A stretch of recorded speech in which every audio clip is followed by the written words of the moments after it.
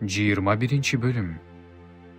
Теңирден Жеремияга сөз болгондо, Сидкия падыша Малкиянын уулу Пашкурду жана ыйык кызмат кылуучу Маасейдин уулу Сепанияны Жеремияга Теңирден биз жөнүндө сура.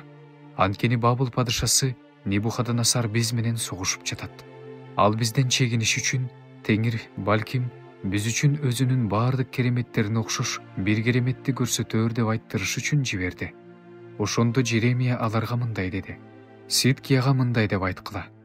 Ысрайылдын Кудай Теңири мындай дейт: мына, дубалдын сыртында силерди курчап турган Бабыл падышасы жана каздимдер менен салгылашып жаткан колуңардагы согуштук курал-жарактарды мен артка бурам. Анан аларды ушул шаардын ортосуна чогултам. Силер менен мен өзүм согушам.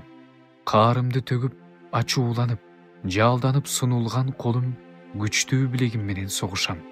Бул шаарда жашагандардын баарын, адамдарды да, малды да кырам. Алар чоң жугуштуу оорудан кырылат. Ошондон кийин дейт Теңир, Жүйүт падышасы Сидкияны, анын кызматчыларын, элди жана бул шаарда жугуштуу оорудан, кылычтан, ачарчылыктан кырылган элдин калганын Бабыл падышасы Небухаднасардын колуна, өздөрүнүн душмандарынын колуна жана алардын жандарын издеп жүргөндөрдүн колуна салып берем. Ошондо ал аларды кылычтын мизине алып кырат. Аларды аябайт. Аларга боор оорубайт, ырайым кылбайт.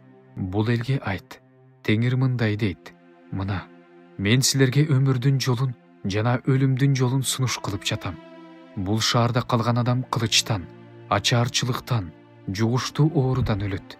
Ал эми чыгып, силерди курчап алган каздимдерге багынып берген адам аман кылат. Ага өзүнүн жаны олжо ордуна болот. Анткени мен өз жүзүмдү ушул шаарга каршы бурдум дейт Теңир. Жакшылыкка эмес, жамандыкка бурдум. Шаар Бабыл падышасынын колуна берилет. Ал аны өрттөйт. Ал эми Жүйүт падышасынын тукумуна айт: Теңирдин сөзүн уккула.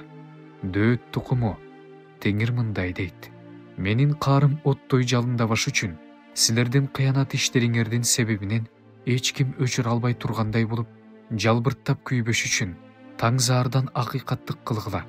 Тонолгонду талап тоноочунун колунан куткаргыла. Мына, мен сага каршымын. Өрөөндүн тургуну, түздүктүн аскасы дейт Теңир. Бизге ким каршы чыга алат жана биздин турагыбызга ким кире алат деп айткан силерге каршымын. Бирок мен силерди иштериңердин жемиштерине жараша жазалайм дейт Теңир. Силердин токоюңарга от коем. Ал от тегерегиндегилердин баарын жалымайт.